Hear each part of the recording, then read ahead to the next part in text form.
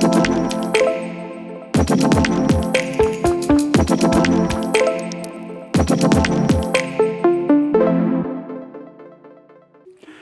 and welcome to JULABO. My name is Alex and today I will show you the variety of electronic interfaces of our highly dynamic temperature control systems, PRESTO. All electronic interfaces are easily accessible from the front. In addition to the USB and SD card slot on the side, simply remove the front panel and choose your preferred interfaces.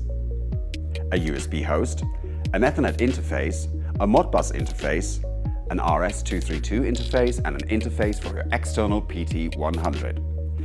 To keep things tidy, the cables are routed to the floor behind the front cover.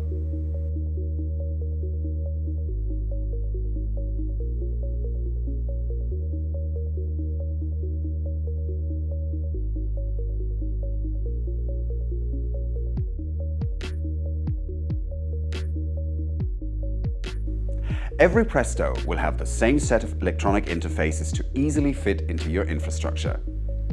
Additional connections, like the electronic module and the interface converter, will be possible as additional modules.